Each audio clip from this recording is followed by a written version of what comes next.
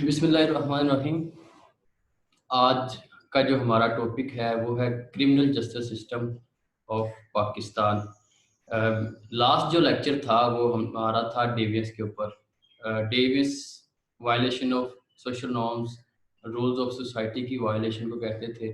उसमें मैंने जिक्र किया था कि जो फॉर्मल टाइप का जो डेवियस होता है उसकी जो रोकथाम है वो जो क्रिमिनल जस्टिस सिस्टम करता है किसी भी सोसाइटी का। अब क्रिमिनल जस्टिस सिस्टम क्या होता है वो हम डिस्कस करते हैं आज के लेक्चर में कि क्रिमिनल जस्टिस सिस्टम है क्या, देख लेते हैं। Criminal justice system is a series of government agencies and institutions.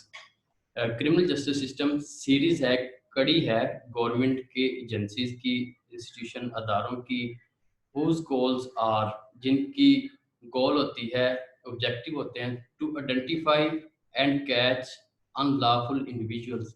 ऐसे लोगों को उन्होंने पकड़ना होता है जो रूल्स की वायलेशन करते हैं या ऐसी एक्टिविटीज़ में इन्वॉल्व पाए जाते हैं जिससे सोसाइटी ने या किसी भी जो स्टेट होती है उसने मना किया होता है।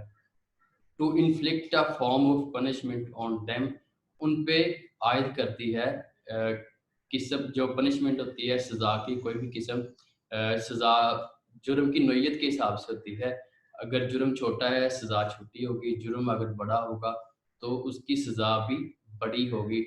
मिसाल के तौर पे ट्रैफिक रूल्स की वायलेशन करते तो हमें जुर्माना होता है छोटा मोटा। अगर हम बड़ा क्राइम करते हैं, जैसे जैसे बड़े क्रिमिनल एक्टिविटीज़ कोई करता है वैसे ही उसको सज़ा भी बड़ी से बड़ी मिलती है। तो क्रिमिनल जस्टिस सिस्टम, एक दफ़ा फिर मैं आपकी ये डेफिनेशन रिपीट कर देता हूँ। Criminal justice system is a series of the government agencies and institutions whose goals are to identify and unlawful catch unlawful individuals to inflict a form of punishment। यानी कि क्रिमिनल जस्टिस सिस्टम सीरीज है government agencies की, institutions की। उनका जो गोल है, objective है, क्या है?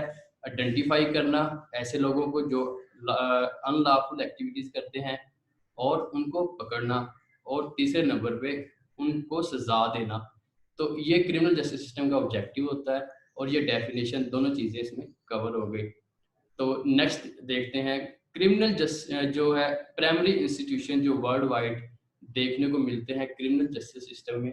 उसमें जो प्राइमरी इंस्टीट्यूशन जो है उसमें पहले नंबर पे आता है पुलिस, दूसरे नंबर पे आता है प्रोसिक्यूशंस, तीसरे नंबर पे आता है डिफेंस लॉयर्स, चौथे नंबर पे आता है कोर्ट्स और पांचवें नंबर पे आती हैं प्रिजन्स, जेल।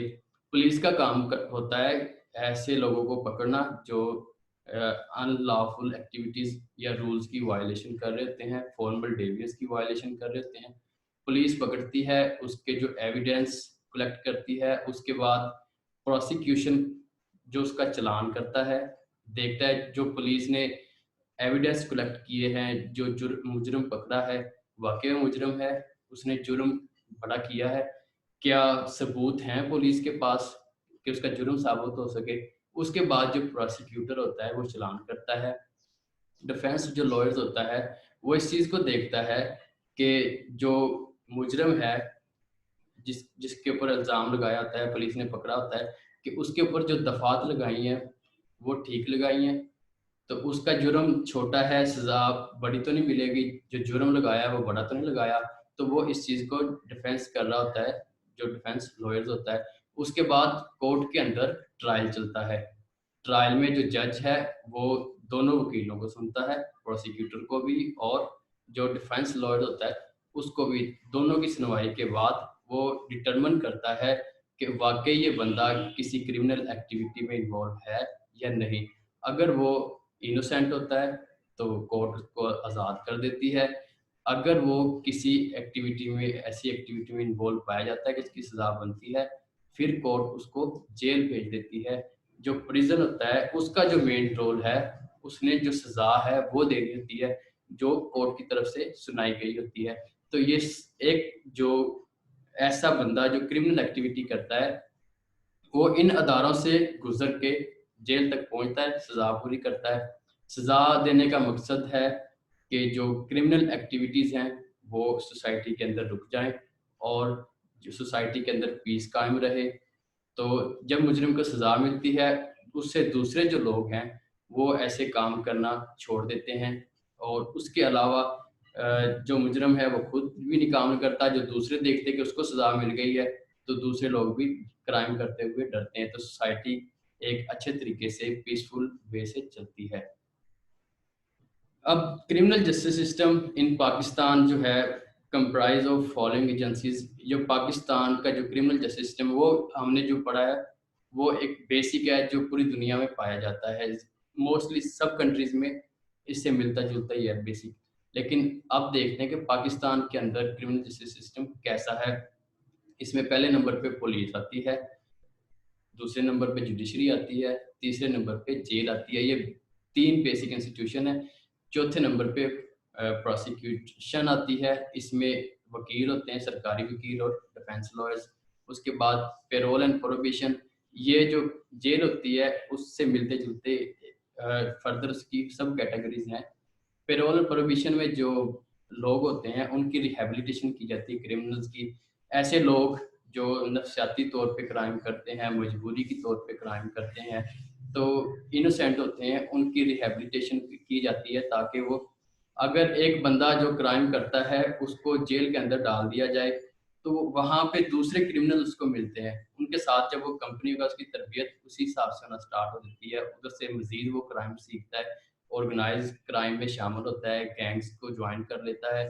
जो फर्स्ट टाइम बंदा क्रिमिनल एक्टिविटी में इन्वॉल्व होता है, उसको प्रोबेशन या पैरोल पे भेज दिया जाता है। प्रोबेशन ये ज़मानत की किस्म है। पाकिस्तान में सिस्टम है लेकिन इतना ज़्यादा एस्टेब्लिश नहीं है। इसमें ऐसे बंदे जो फर्स्ट टाइम क्राइम करते हैं, इनोसेंट होते हैं, या बच्चे, उनसे क्रिमिनल एक्टिविटी हो जाती है, वो किसी की पॉकेट मार लेते हैं या छोटी-मोटी चोरी करते हैं, अगर उनको जेल में भेज दिया जाएगा, वो जो दूसरे क्रिमिनल्स हैं, उनके साथ रहना स्टार्ट करेंगे तो क्राइम सीखेंगे। तो उनको होता है कि कोर्ट ऑर्डर देती है।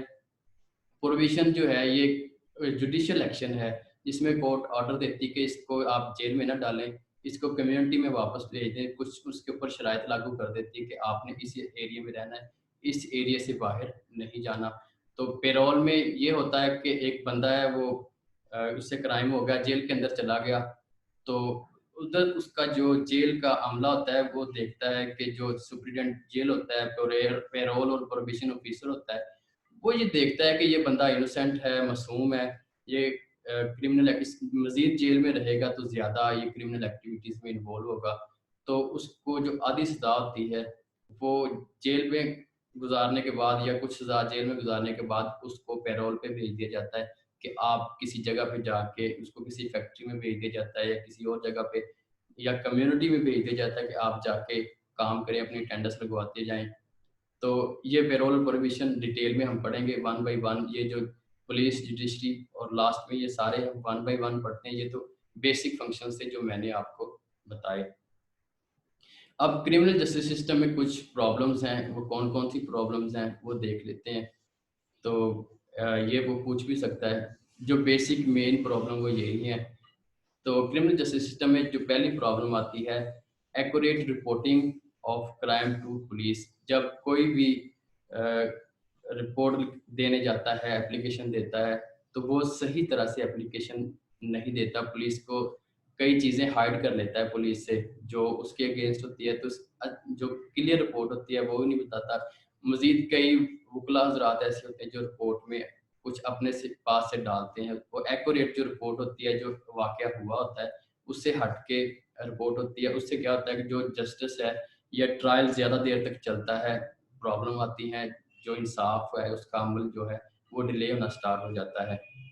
दूसरे नंबर पे है मेल प्रैक्टिस ड्यूरिंग जो है लिटिगेशन या जो ट्रायल चल रहा होता है, उसमें जो है ऐसी प्रैक्टिस जिससे 2 नंबरी होती है, रिश्वत के ज़रिए गलत रिपोर्ट बनवा ली जाती है पुलिस से, या डिले जानबूझ के, जो डिफेंस लॉयर होता है वो जानबूझ के डिले कर रहा होता है केस को। तारीख पे जाते हैं लोग तो आगे सुनवाई नहीं होती और नेक्स्ट तारीख ले लेते हैं।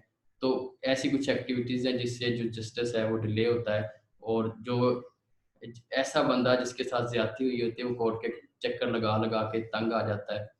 तो नेक्स्ट है फिर delay submission of challan to court by public prosecutor. जो सरकारी वकील होता है उसने चालान जमा करवाना होता है कोर्ट में, सम टाइम वो भी डिले करता है। एक तो उसके पास रिसोर्सेज कम होते हैं, दूसरे नंबर पे ये प्रोसिक्यूटर इतना स्टैब्लिश नहीं होता और इसके पास एविडेंस नहीं होते, फिर इनकी स्ट्रेंथ भी कम होती है।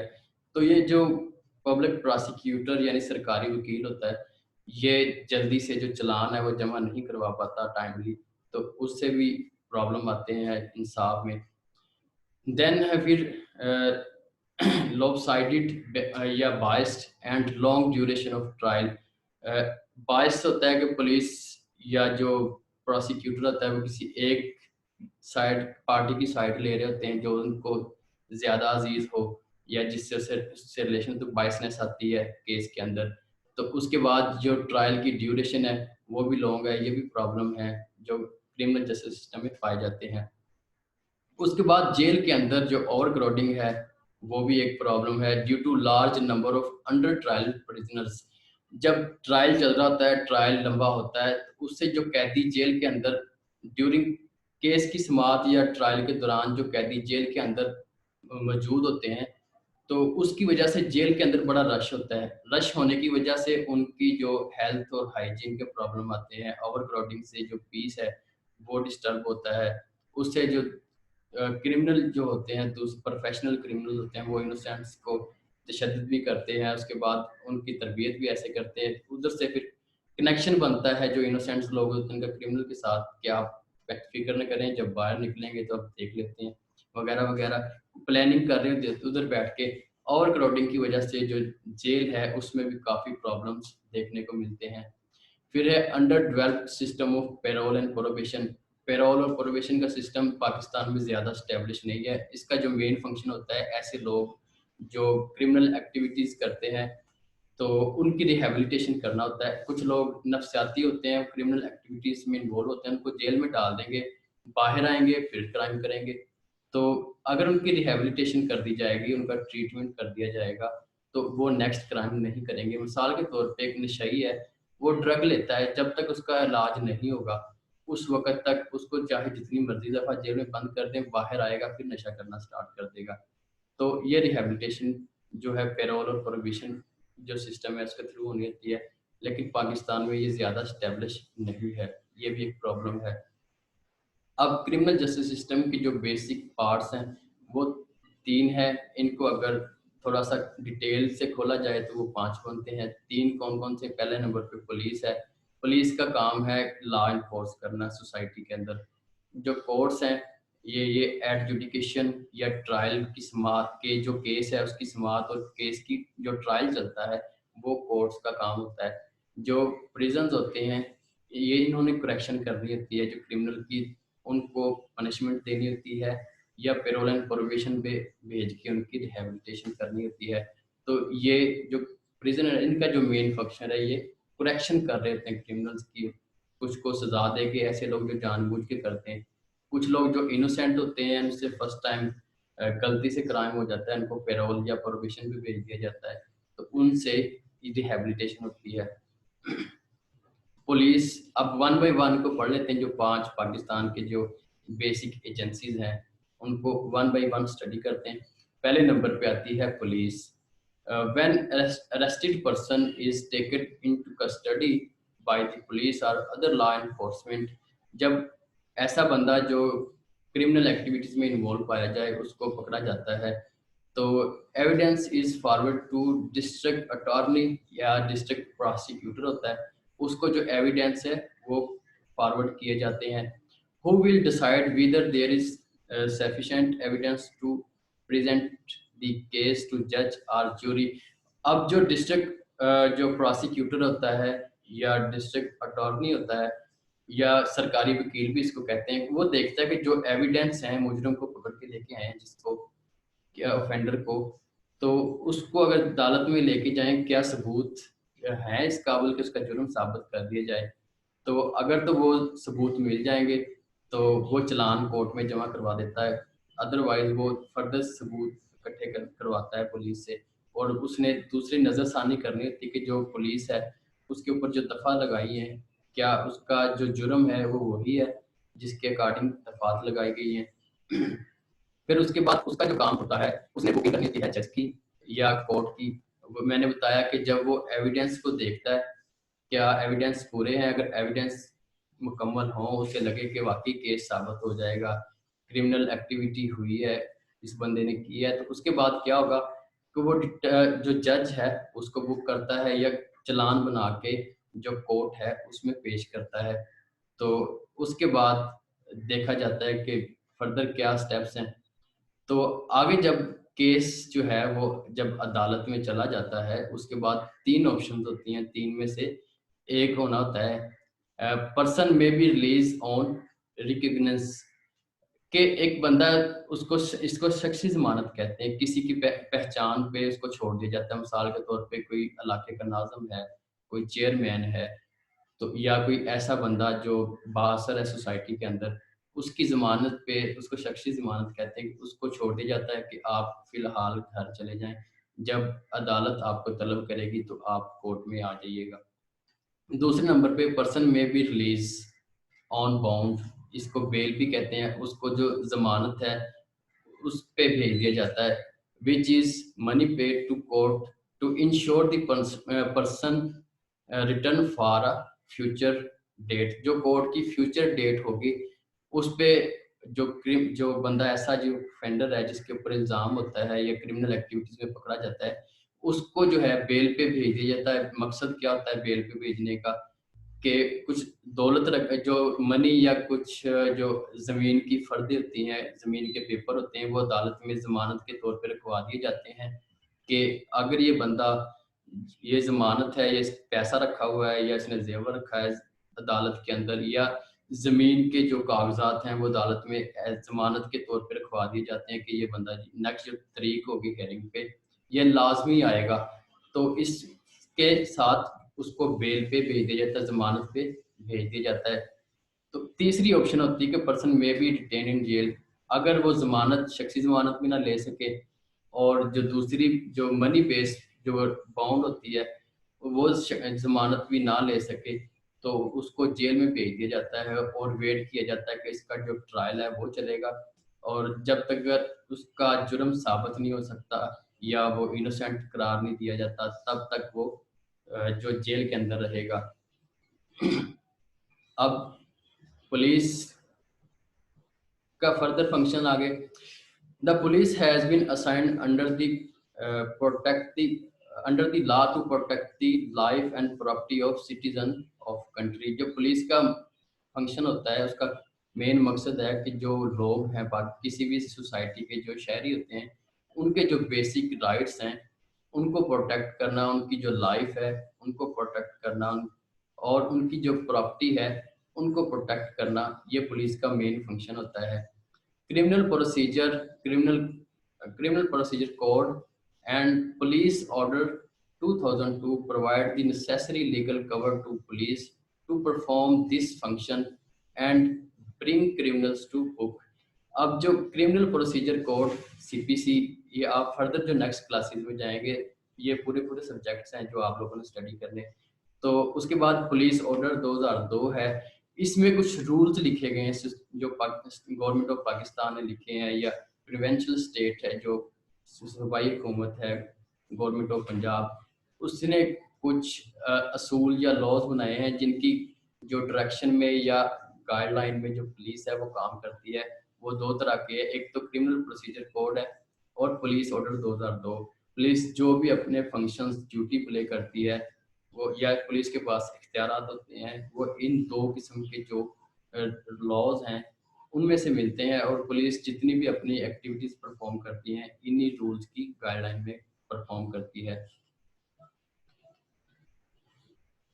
पहले नंबर पे फिर पुलिस के जो फंक्शन है, एफआईआर जो है सबसे पहले पुलिस ने लिखनी थी है, ठीक है। Criminal justice system began with first investigation report FIR at the police station. जब कोई भी क्रिमिनल एक्टिविटी होती है तो जब उसकी एफआईआर होती है, फर्स्ट इन्वेस्टिगेशन रिपोर्ट, पुलिस उसको ले आती है एक रिटन फॉर्म में, तो कंप्लेन रजिस्टर्ड कर लेती है, तो क्रिमिनल जस्टिस सिस्टम का ये प्रोसीजर स्टार्ट हो जाता है एफआईआर से। दूसरे नंबर पे जो सेकंड स्टेज है उस पे क्या होता है, सेकंड स्टेज पे अरेस्ट होती है। The law requires any person taken into police custody to present before the court within 24 hours. 24 घंटे के अंदर अंदर पुलिस ने जो जिस बंदे को अरेस्ट किया होता है तो पहले कस्टडी में लेती है। 24 घंटे के अंदर अंदर उस बंदे को जो पुलिस ने कोर्ट के अंदर या जज के सामने पेश करना होता है। Magistrate commonly order remand to recover evidence. अगर मुजरिम को पकड़ लिया लेकिन सबूत नहीं मिल रहे तो उससे क्या होता है कि जो मजिस्ट्रेट होता है वो रिमांड ऑर्डर देता है कि इसको आप रिमांड पे रखें, पुलिस को कहता है कि इसको आप रिमांड पे रखें और इससे मजीद एविडेंस कलेक्ट करें। Meanwhile police are set to torture and torture the accused to get a confession. उससे जो जुर्म है उसका तराफ करवाने के लिए सम टाइम ऐसा भी होता है जो मजिस्ट्रेट होता है वो पुलिस को ऑर्डर देता है कि आप इसको टॉर्चर करें ताकि ये जो इसने जुर्म किया है उसकी जो कन्फेशन है वो करे, अपना जुर्म है उसका इतराफ़ करे। सेकंड नंबर पे फिर इन्वेस्टिगेशन स्टार्ट होती है, ये सेकंड स्टेज है इसी की। तो this is a second most important function perform by police. ये दूसरा अहम मकसद जो फंक्शन है जो पुलिस परफॉर्म करती है। After registration of FIR the matter is assigned to police officer for investigation. जब FIR रजिस्टर होती है उसके बाद पुलिस का एक ऑफिसर होता है, मोस्टली सब इंस्पेक्टर होते हैं, उनको जो है FIR के बाद इन्वेस्टिगेशन के लिए फर्दर जो प्रूफ है उनको कलेक्ट करने के लिए या उसको जो है जो है उसका जुर्म का इतराफ़ करवाने के लिए उसके हवाले कर दिया जाता है। तो वो मज़ीद जो एविडेंस हैं कलेक्ट करता है ताकि वो कोर्ट में पेश करके उनको सज़ा दिलवाई जा सके, ऐसे लोग जो क्रिमिनल एक्टिविटीज़ में इन्वॉल्व पाए जाते हैं। Once evidence is collected and grounds of involvement, अगर एविडेंस मिल जाए, एविडेंस कलेक्ट कर लेती है जब पुलिस ऑफिसर इन्वेस्टिगेशन कर रहा है, जब वो एविडेंस कलेक्ट कर लेता है और साबित हो जाता है कि वो इन्वॉल्व है तो क्या होता है, इसको जो कोर्ट है उसके सामने पेश कर दिया जाता है। अगर इनोसेंस उसकी प्रूव हो जाए कि नहीं जी बंदा इसने जुर्म नहीं किया तो ये इनोसेंट है, फिर क्या होता है ऑफ एक्यूज्ड आर एस्टेब्लिश्ड। ये तय किया जाता है इस स्टेज पे, जो एविडेंस कलेक्शन की स्टेज पे, कि जो बंदा अरेस्ट किया है वो वाकई किसी जुर्म में इन्वॉल्व पाया गया है या इनोसेंस है। तो इन्वेस्टिगेशन ऑफिसर जो है इस जगह पे आपने देखा होगा कई लोग हैं उनका पर्चे से नाम निकल जाता है। जो ऐसे लोग जो इनोसेंट डिक्लेयर होते हैं पुलिस डिक्लेयर करके उनका पर्चे से नाम खारिज कर देती है। ऐसे लोग जो जिनकी इन्वॉल्वमेंट शामिल हो जाए उसको कोर्ट में पेश किया जाता है। फिर चलान, जब ये इन्वॉल्वमेंट साबित हो जाए एविडेंस कलेक्शन करते हुए तो देन क्या होता है कि जो चलान है वो तैयार किया जाता है और कोर्ट के अंदर जमा करवा दिया जाता है। तो फिर सेकंड स्टेज स्टार्ट होती है जिधर से जो क्रिमिनल है उनका ट्रायल शुरू होता है और दूसरा इससे आगे जो फंक्शन है वो कोर्ट के अंदर परफॉर्म होता है। कोर्ट क्या चीज होती है? कोर्ट इज एनी पर्सन और इंस्टीट्यूशन। कोर्ट ऐसा फर्द या ऐसा अदारा होता है with authority to judge or adjudicate, often as government institution with authority to adjudicate legal dispute between parties and carry out administration of justice in civil, criminal and administrative जो stative matters होते हैं। उस तीन तरह के जो matters हैं जो कोर्ट के अंदर ऐसा बंदा या इंस्टीट्यूशन होता है जिसको गवर्नमेंट ने अथॉरिटी दी होती है जो केस है उसकी एडजुडिकेशन की। तो वो क्या करता क्या है, जो डिस्प्यूट्स होते हैं, लीगल डिस्प्यूट्स दो पार्टी के दरमियान जो डिस्प्यूट होते हैं उनकी समाअत करता है। किस किस्म के? वो एडमिनिस्ट्रेशन जो नोयत है, इंतज़ामी नोयत के हो सकते हैं, सिविल प्रॉपर्टी से रेलिवेंट हो सकते हैं, या क्रिमिनल जिसमें किसी को मारना, किसी को कत्ल कर देना, किसी को जख्म देना, किसी को फायर लगा देना। तो इस किस्म के जो है तीन किस्म के जो कोर्ट है, ऐसा बंदा या ऐसा इंस्टीट्यूशन को कोर्ट कहते हैं जो लीगली तौर पे जो केस की समाअत करती है, दो पार्टियों के जो है वो डिस्प्यूट को सुनती है और इस फैसला करती है कि ये जो बंदे हैं इसमें गलती किसकी है, जिसकी गलती होती है उसको सजा दी जाती है या फाइन कर देती है, जुर्माना कर देती है। तो दो जो पार्टीज हैं, एक पार्टीज वो होती है जो केस अदालत में लेके आती है, दूसरी पार्टी को कोर्ट बुलाती है, तो उसके बाद ट्रायल होता है। तो अगर दावा साबित हो जाए तो उसके अगेंस्ट जो बंदा है उसको सजा होती है। अगर इनोसेंस प्रूव हो जाए तो उसको अ, छोड़ दिया जाता है। तो कोर्ट ऐसा अदारा या ऐसे बंदे को कहते हैं जिसको गवर्नमेंट की तरफ से लीगल इख्तियारात होते हैं समाअत करने के, दोनों पार्टीज को सुनने के। किस किस्म के मसाइल? तीन किस्म के। पहला कौन सा है? एडमिनिस्ट्रेशन। दूसरा सिविल और क्रिमिनल किस्म के जो मैटर्स होते हैं दो पार्टीज के दरमियान, ऐसे मैटर्स को सुनने का जिसके पास कानूनी तौर पे इख्तियारात होता है, ऐसे अदारे या पर्सन को कोर्ट कहा जाता है। फिर जुडिशरी का रोल क्या होता है? पहले से हमने देखा कि जो पुलिस है अरेस्ट करती है, केस कलेक्ट करती है, रिमांड पे रखती है, उसके बाद जो चालान कोर्ट में जमा करवाती है।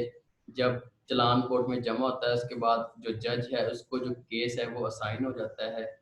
तो at the first court procedure जो है, प्रोसीडिंग इज एन अरेंजमेंट। जो केसेस हैं या जो एविडेंस कलेक्ट होते हैं, जो जज है उनके अरेंज करता है अपनी फाइल्स को, जो एविडेंस है उसको एक तरतीब देता है।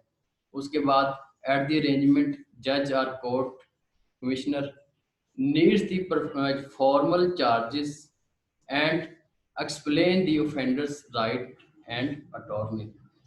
अब इस स्टेज पे होता क्या है कि ये जो केसेस होते हैं एप्लीकेशन या एफआईआर में जो जो सबूत होते हैं उसकी डिटेल से जायजा लेता है जज, उसको रीड आउट करता है और उसके बाद जो वकील होते हैं उनको सुनना स्टार्ट कर देता है।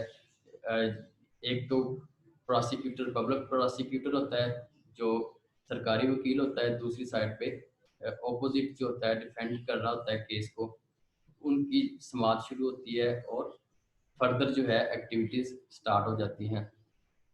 फिर उनमें से जज जो है वो डिटरमिन करता है चार में से एक आउटकम। जो केस को देखता है, समाअत सुनता है, उसके बाद चार में से एक जो है पॉइंट जज उस पर वर्क करता है। पहला कौन सा है? Charges can be dismissed if there is insufficient evidence, then person is released. अगर केस की समाअत के दौरान एविडेंस वीक थे या बहुत ही कम थे या थे ही नहीं, तो जज क्या करता है, जो पर्सन जिसको पुलिस ने कस्टडी में लिया होता है उसको रिलीज कर देता है।